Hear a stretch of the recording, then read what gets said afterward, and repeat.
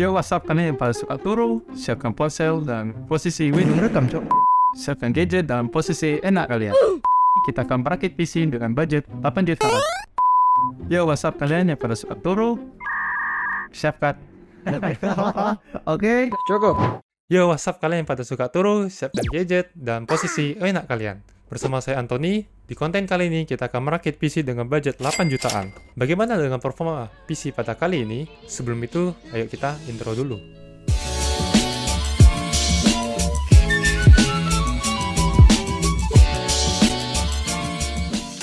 Pertama-tama, kita lihat komponen apa saja yang dipakai di rakitan PC ini. Prosesor yang digunakan adalah Intel Core i3 Gen 12 100F yang memiliki 4 core, 8 thread dengan base clock 3,3 GHz hingga boost clock 4,3 GHz. Untuk motherboardnya yang digunakan adalah merek Gigabyte B660M Gaming DDR4 dengan soket LGA 1700. RAM yang digunakan adalah merek T-Force Delta RGB White Edition 2x8GB dengan total 16GB DDR4 kit dengan kecepatan 3600 MHz.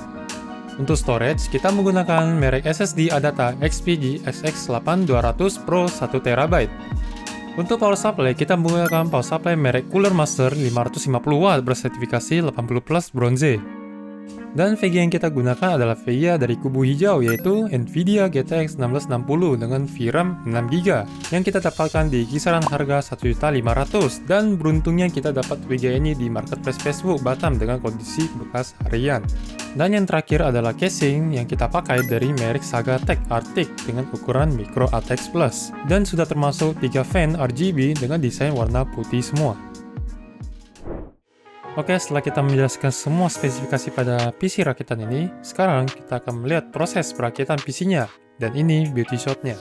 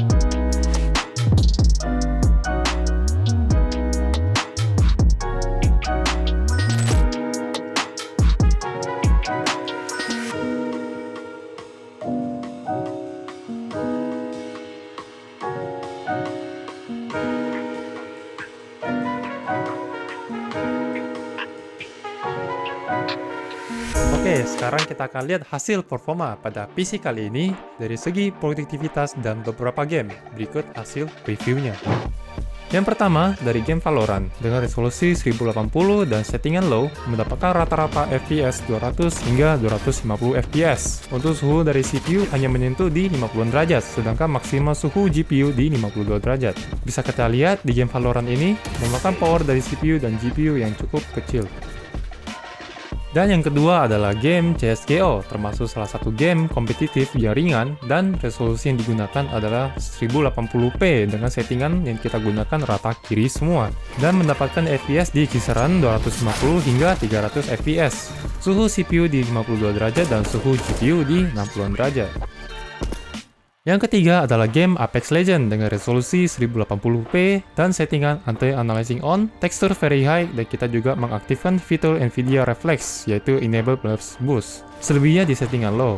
FPS yang didapatkan kisaran 120 hingga 150 FPS. Untuk suhu CPU di kisaran 50 derajat dan GPU di 69 derajat. Bisa dilihat load dari GPU udah di kisaran 95%, sedangkan CPU hanya terpakai sekitar 40-50%. Itu dikarenakan game ini lebih intens di GPU.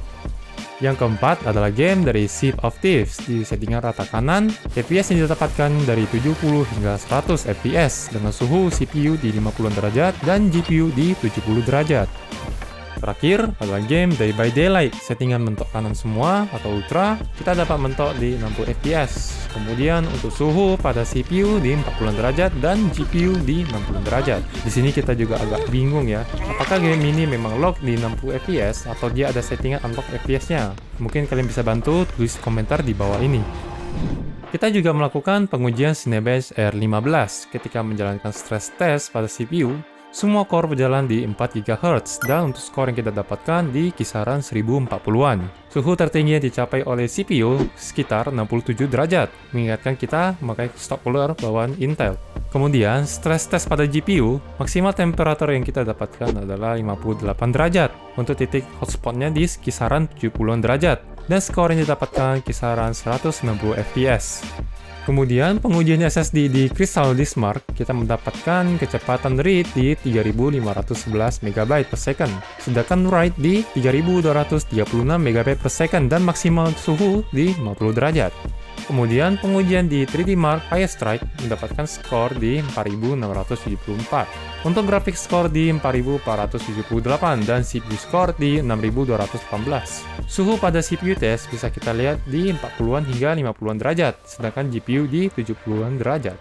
Dan kita juga ada mencoba software seperti Adobe Premiere. Kita mencoba ekspor dengan video 9 menit 22 detik dengan preset 1080p, selesai dalam waktu 48 detik. Dengan hasil pengujian tadi, bisa kita lihat suhu dari GTX 1660 ini adem ketika kita bermain game kompetitif di atas 100 fps. Sedangkan untuk game seperti Sea of Thieves atau Day by Daylight bisa dapat di atas 60 fps dengan settingan rata kanan. Menurut kalian, bagaimana hasil performa dari PC rakitan 8 juta kali ini? Apakah worth it atau enggak? Silahkan tulis komentar di bawah ini. Untuk list harga sudah kita taruh di deskripsi. Itu saja konten untuk rakitan PC kali ini. Jangan lupa like, subscribe, and see you on the next video. Selamat kembali turun.